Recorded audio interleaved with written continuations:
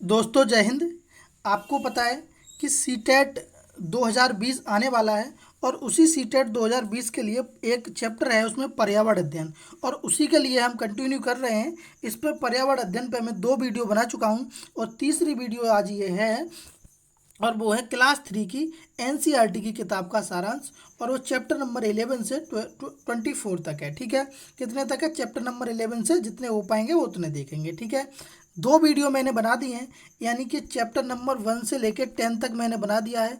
यदि आपने ये वीडियो नहीं देखी है तो लिंक इसका डिस्क्रिप्शन में है, आप जाइए, पहले वो देखिए, फिर ये देखिए, फिर बेहतर समझ में आएगा। इन चैप्टरों से जितने भी इंपॉर्टेंट क्वेश्चन आए थे वो मैंने बताए हैं, जितने भी इंपॉर्टेंट क्वेश्चन बन सकते हैं वो मैंने बताए हैं, और एक्स्ट्रा फैक्ट भी जोड़ने की कोशिश की है। तो बहुत बेहतर किया है, आप पहले उन्हें वीडियो देखिए फिर ये देखिए। ठीक है, चलिए अब इसमें बात करेंगे हम चैप्टर नंबर 11 की। कितने की? चैप्टर नंबर 11 की।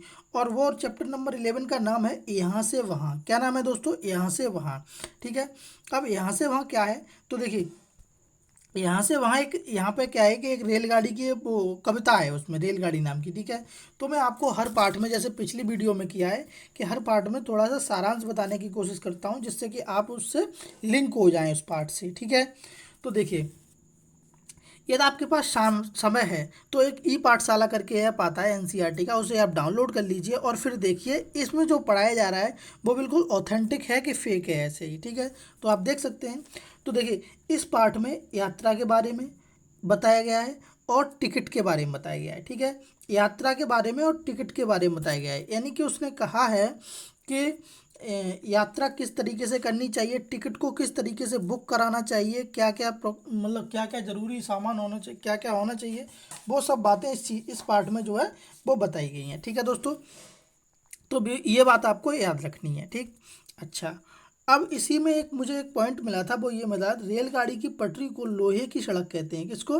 रेलगाड़ी की पटरी को लोहे की सड़क कहते हैं। ठीक, अब आप कहेंगे सर बहुत नॉर्मल क्वेश्चन है। देखिए, एनसीईआरटी यानी कि सीबीएसई जो भी पूछता है ना वो इसी से पूछता है, एनसीईआरटी से, चाहे फिर वो कठिन हो चाहे वो सरल हो। ठीक है, तो आपको सरल भी चीज़ें पढ़नी है, कठिन भी चीज़ें पढ़नी है। ठीक है, चलिए, तो देखिए, जो अगर पूछा जाए कि लोहे की सड़क किसे कहा जाता है तो रेलगाड़ी की पटरी को कहा जाता है। ठीक है, अच्छा, एक क्वेश्चन मुझे वहाँ मिला था, वो ये था, सितंबर 2016 में पूछा गया है, यानी कि सीटेट सितंबर 2016 में पूछा गया है। इसी पार्ट से पूछा गया था। क्या था? देखिए, नीचे दी गई कौन सी जानकारी एक आरक्षित रेल टिकट से प्राप्त की जा सकती है, यानी कि ये जो नंबर है, ये नंबर पूछ रहा है कि कौन कौन से नंबर सही हैं और कौन कौन सा बिंदु गलत है। ठीक है, तो ए ऑप्शन है कि टिकट बुक कराने की तारीख और समय, और यात्रा शुरू कराने की तारीख और समय। बी है डिब्बे का वर्थ नंबर और किराया। सी है यात्रा करने वालों का नाम और आयु और लिंग।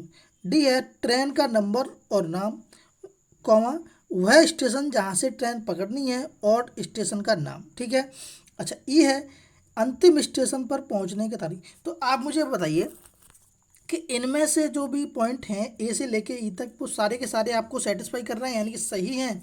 तो देखिए, मैं आपको बताता हूँ, आपको ये पढ़ने के बाद लगेगा ये ऑप्शन की टिकट बुक कराने की तारीख ये सही है। डब्बे का नंबर, वर्थ का नंबर होना जरूरी है, वरना आप दूसरे में बैठ जाएंगे। ठीक है, यात्रा करने वाले का नाम, नाम भाई टिकट पे होना चाहिए, और आयु भी होनी चाहिए, और मेल है या फीमेल ये भी पता होना चाहिए, क्योंकि चेक करने में फिर दिक्कत नहीं होगी। ट्रेन का नंबर, हाँ भाई, ट्रेन का नंबर भी होना चाहिए। स्टेशन का नाम, हाँ ठीक है, आप गुजरात से और तमिलनाडु जा रहे हैं तो अब गुजरात और अंतिम स्टेशन तमिलनाडु का ये नाम होना चाहिए। अच्छा, एक ऑप्शन दिया है नीचे कि अंतिम स्टेशन पर पहुंचने की तारीख, समय। आप बताइए, इतना लंबा रूट तय करेंगे आप और बीच में कई प्रदेश पड़ेंगे, तो आप भी जानते हैं कि क्या होता है, कि हमारे यहाँ भारत में क्या होता है कि कोई भी रेलगाड़ी जो है वो टाइम से नहीं पहुँचती है। ठीक है, तो आप ये नहीं कह सकते अंतिम समय पर पहुँचने की तारीख व समय। ठीक है, बहुत बहुत लेट हो जाती हैं, इस वजह से जो है हम ई ऑप्शन से सेटिस्फाई नहीं है, अदरवाइज इनसे सबसे सेटिस्फाई हैं। तो इसका मतलब ये है कि जो ये चारों दिए हुए हैं ये ठीक है और ये गलत है, तो इसका मतलब ये है कि इसका जो ऑप्शन होगा वो ए बी सी डी होगा, यानी कि बी ऑप्शन इसका सही होगा। ऐसे ही प्रश्न आते हैं, आप देख लीजिए। मैं प्रश्न इसलिए कहते हैं कि क्या कहते हैं मेंशन किया हूँ कि आपको अच्छे से बेहतर समझ में आ सके। ठीक है, चलिए, अगला है चैप्टर नंबर 12 और उस ये है, देखिए, ठीक है, चैप्टर नंबर 12 है। और इसमें क्या है दोस्तों कि एक दीपाली नाम की लड़की है, वो बहुत, ये सारांश बता रहा हूँ मैं कि एक दीपाली नाम की लड़की है, वो बहुत गरीब है और पहले एक दो क्लास ये पढ़ने गई है। उसके बाद इसके भाई, छोटा भाई है और उसकी देखभाल करने के लिए बेचारी स्कूल नहीं जा पाती है इसी चैप्टर में, ठीक है। क्या होता है कि ये जो है दीपावली दीपाली और ये नहीं जा पाती है, ठीक है, ठीक। और चैप्टर का नाम है अपने अपने काम। क्या नाम है? अपने अपने काम। तो दोस्तों ये स्कूल नहीं जा पाती है, तो दीपाली ने एक बात मेंशन की है। वो क्या की है? देखिए, ये बात मेंशन की है कि दीपाली को लगता है कि वह किताबें पढ़े तब उसकी जो थकावट है वो दूर हो जाएगी। यानी कि उसने कहा है कि जब तक मैं किताबें नहीं पढ़ लेती हूँ तब तक मेरी जो थकावट है वो दूर नहीं होती, ठीक है। अब आप सोच रहे होंगे कि, अब देखिए, क्वेश्चन ऐसे ही बन सकता है कि दीपावली दीपाली को मिस कर देगा और फिर पूछेगा कि किसे लगता है कि किताबें न पढ़ने से थकावट दूर नहीं होगी। तो ऑप्शन में चार नाम दिए होंगे, तो अब आपको दीपाली ही लगाना होगा, ठीक है, क्योंकि एनसीईआरटी से ऐसे ही क्वेश्चन आते हैं। एक पॉइंट और मिला था मुझे कि गोबर से दीवारों दीवारों को लीपा जाता है, ठीक है। ये जो गरीब घर से है तो आपको पता है कि जो गोबर के उपले उपले बनाए जाते हैं, तो इसी वजह से इसमें एक पॉइंट और मैं आपको बता दूं कि जो मिट्टी में गोबर है वो इसलिए मिलाया जाता है कि जिससे कि कीड़े वीड़े ना लग सकें, ठीक है। तो इतना ही था। अच्छा, अब आप सोच रहे होंगे कि बड़ा छोटे छोटे चैप्टर हैं सर। भाई छोटे छोटे चैप्टर यहाँ क्लास 3 में है। आपको जब 4 पढ़ाऊंगा या 5th पढ़ाऊंगा तब वहाँ बहुत बहुत बड़े चैप्टर मिलेंगे, तब वहाँ आप वो देख लीजिए, ठीक है। अभी बस ये है तो यही देखिए, ठीक। देखिए क्लास नंबर 13, वो चैप्टर नंबर 13 है और ये इंपॉर्टेंट था चैप्टर है, ठीक है। यहाँ से हर बार क्वेश्चन आता है। उसका नाम है छू कर देखें। क्या नाम है? छू कर देख, ठीक, छू कर देखें। तो देखिए, बोल रहा है कि सीमा इसमें, हाँ, सारांश बता रहा हूँ कि इसमें एक सीमा नाम की लड़की है और वह स्कूल से लौटते समय, कहाँ से? स्कूल से लौटते समय कुछ बातें सिर्फ दो लोगों को बताना चाहती है। कितने लोगों को? दो लोगों को। उसमें एक उसकी नानी है और एक संजय भैया हैं, ठीक है। उनको बताना चाहती है, यानी सीमा जो है वो दो लोगों को बातें बताना चाहती है। एक तो उसकी नानी है और एक संजय भैया है। तो संजय भैया ये हैं, देखिए कौन है? ये संजय भैया है, ठीक है। मैं अब इनके बारे में बता दूं। देखिए, ये एक कॉलेज में लेक्चरर हैं, लेकिन ये दृष्टिहीन है, यानी कि दिखाई नहीं देता है। तो ये ब्रेल लिपि से पढ़ाते हैं। किससे? ब्रेल लिपि से पढ़ाते हैं, ठीक है, संजय भैया। और इसी सीमा के घर में रहते हैं, ठीक है। तो ये भी बात आपको याद रखनी है, ठीक। चलिए, अब मैं इनके बारे में, तो देखो ब्रेल लिपि से पढ़ाते हैं, तो मैंने ब्रेल लिपि उसमें नाम दिया हुआ था। तो मैंने ब्रेल लिपि से जितने भी क्वेश्चन बन सकते हैं वो मैंने यहाँ पर ले आया हूँ। देखिए, ब्रेल लिपि नेत्रहीनों के पढ़ने के लिए होती है, यानी कि जिन्हें दिखाई नहीं देता है उन्हें पढ़ने के लिए क्या होती है? ब्रेल लिपि। पहला क्वेश्चन, ठीक है। ये मैंने एक्स्ट्रा सब जोड़ा है। इसका आविष्कार 1821 में एक नेत्रहीन फ्रांसीसी लेखक, कौन थे? लुइस ब्रेल ने किया था। किसने किया था? लुई ब्रेल ने। किसने? लुई ब्रेल ने किया था, ठीक। कब? 1821 में किया था लुई ब्रेल ने। अच्छा, मैं इनकी कहानी बताता हूँ। देखिए, इनकी आंखें कैसे खराब हुई थी। ये भी नेत्रहीन थे। क्या हुआ था कि ये जब बचपन में अपने पिता के औजारों से खेल रहे थे। किससे? अपने पिता के औजारों से खेल रहे थे और उस टाइम फिर ये इनके औजार जो थे इनके पिता के, वो उनकी आंख में लग गए। किसमें? आंख में लग गए। और फिर क्या है, आंख में लगने की वजह से इनकी आंखें जो खराब हो गई, फिर इन्होंने एक नए तरीके से पढ़ने की, कहते हैं ना, जिसके अंदर वो होती है, ललक होती है, तो वो किसी न किसी तरीके से कुछ कर ही लेता है। जब तक आप अपने अंदर नीड नहीं लाओगे तब तक आप सीटेट में पढ़ने का मन ही नहीं लगेगा, ठीक है। अगर आपने, देखिए, सीटेट क्वालिफाई कर लिया है इवन, ठीक है, तब भी आपको ये वीडियो देखना बहुत ज़रूरी है। क्यों? क्योंकि सीटेट में अच्छे नंबर लाने के लिए आपको वीडियो देखनी ही पड़ेंगी, ठीक है। और मैं यहाँ पर अपना 100% दे रहा हूँ, यानी कि बिल्कुल ऑथेंटिक चीज़ें दे रहा हूँ, तो आप वीडियो ध्यान से देखिए। तो जो इसका आविष्कार है वो 2821 में लुई ब्रेल के द्वारा किया गया था और इनके पिता के औजारों से इनकी आंखें खराब हो गई थी लुई ब्रेल की। इस वजह से इन्होंने हार नहीं मानी और एक कोई ना कोई तरीका ढूंढ ही लिया, ठीक है। ये क्वेश्चन भी बनता है कि किसने खोज की इसकी, ठीक है। अब देखिए, एक क्वेश्चन और है कि लुई वो, ये ब्रेल लिपि जो है, ब्रेल लिपि जो है, ब्रेल ब्रेल है, ब्रेल ये वाली, ठीक है। ब्रेल लिपि जो है वो 6 बिंदुओं पर आधारित होती है। भारत में कितने पर होती है? 6 बिंदुओं पर आधारित होती है, ठीक है। इतनी बात भी आप याद रखती रहिए। अच्छा, एक क्वेश्चन आया है और वो ये है, सीटेट सितंबर 2014 में क्वेश्चन पूछा गया था। ये तो आपने एनसीईआरटी पढ़ी होगी, तभी आप टिक कर पाएंगे। देखिए, ब्रेल लिपि में मोटे कागज और उभरे हुए बिंदु बने होते हैं। यह लिपि आधारित होती है 6 बिंदुओं पर, 8 बिंदुओं पर, 10 बिंदुओं पर या 4 बिंदुओं पर। तो आप अपना टिक करिए। तो आपने अगर एनसीईआरटी पढ़ी है तो आप तुरंत टिक कर सकते हैं कि 6 बिंदुओं पर होती है। कितने पर होती है? 6 बिंदुओं पर होती है। ठीक है, चलिए चैप्टर नंबर 12 देख वो ये देखते हैं, आज 14 देखते हैं, कहाँ से आया किसने पकाया। ठीक है दोस्तों, तो इस पार्ट में क्या है, इस पार्ट में कोई ज़्यादा नहीं है। इस पार्ट में देखो रूढ़बद्धता यानी कि लैंगिक लिंग पूर्वाग्रह के बारे में बताया गया है। कहने का मतलब ये है कि जो गर्ल्स होती हैं वो खाना बनाने के लिए होती हैं, और जो बॉय होते हैं वो सिर्फ और सिर्फ खेलने के लिए और पढ़ने के लिए होते हैं। ये आप जान सकते हो कि लिंग पूर्वाग्रह आपने पेडागोजी में मैं पढ़ाऊँगा आपको, तब मैं बताऊँगा कि हम लोग कैसे भेदभाव कर सकते हैं कि लड़कियां जो है वो मैथ में होशियार नहीं होती हैं और लड़के बहुत मैथ में होशियार होते हैं। इसे लिंग पूर्वाग्रह कह सकते हैं कि हम अगर लड़की और लड़के में भेदभाव करेंगे तो उसे लिंग पूर्वाग्रह कह देंगे, रूढ़बद्ध धारणाओं को अपसादित कहेंगे। ठीक है, तो ये बात इसमें दी हुई थी।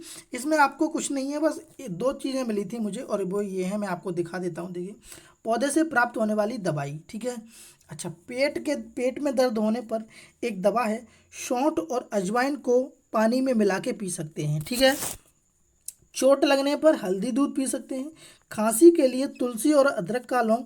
अब आप कहेंगे ये बहुत नॉर्मल बातें हैं। मेरे भाई बहुत नॉर्मल बातें हैं, लेकिन यही बातें आप प्रीवियस पेपर उठाइए तो कई बार पूछी गई हैं। ठीक है, तो ये बात आपको याद रखनी है। अच्छा, दांत में दर्द होने से लौंग का तेल, किसका?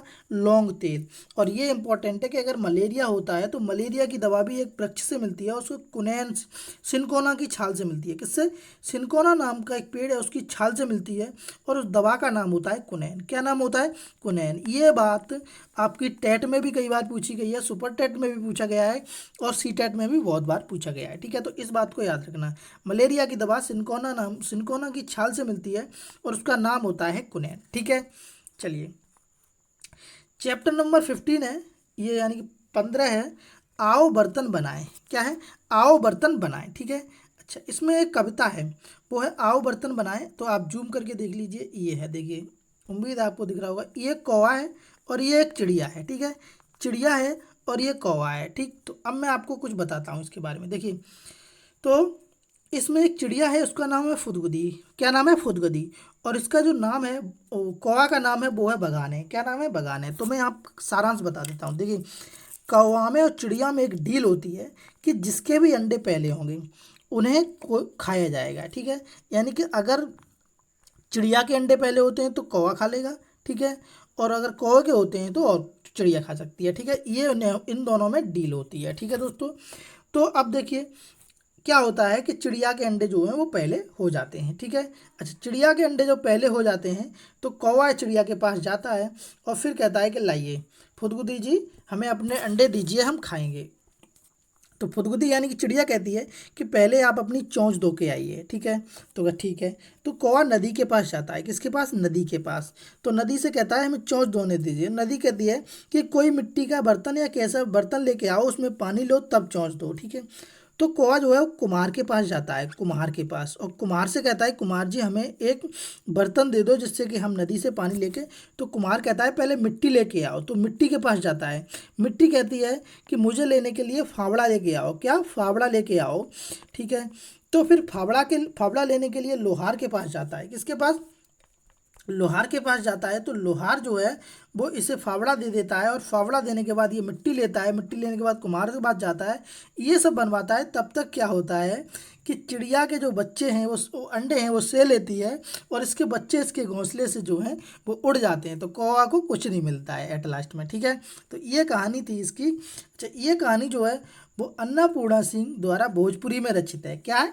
अगर ये पूछा जाए आपसे कि आओ बर्तन बनाए किसके द्वारा रचित है, तो अन्नपूर्णा सिंह और भोजपुरी भाषा में रचित है। ठीक है, अब इससे मुझे 2-3 पॉइंट मिले थे, वो आप देखिए। देखिए पॉइंट क्या थे कि कौवा अपना घोंसला पेड़ की सबसे ऊंची डाल पर बनाता है। बहुत इंपॉर्टेंट क्वेश्चन है, कई बार आया है। ठीक है, कौवा अपना जो घोंसला है वो पेड़ की सबसे ऊंची डाल पर बनाता है।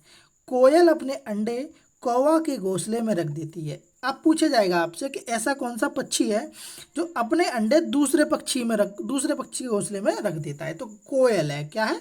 कोयल। ठीक, तो अब देखिए ये क्वेश्चन हमें मिले थे, और ये है सी टेट 2014 में। कब आया है? सी टेट 2014 में आया है। कैसे आया है कि कोई पक्षी पेड़ की ऊंची डाल पर अपना घोंसला बनाता है। यह पक्षी हो सकता है। तो अगर आपने एनसीईआरटी पढ़ी है, ठीक है, अब आप ये मत सोचिए कि सर आपने बहुत इंपॉर्टेंट पॉइंट उठाए, नहीं, मैंने हर एक पॉइंट उठाने की कोशिश की है, ठीक है।